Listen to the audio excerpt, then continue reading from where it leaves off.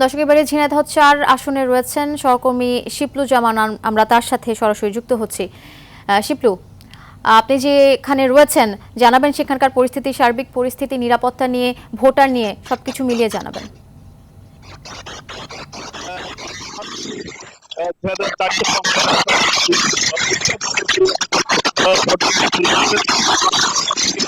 আজ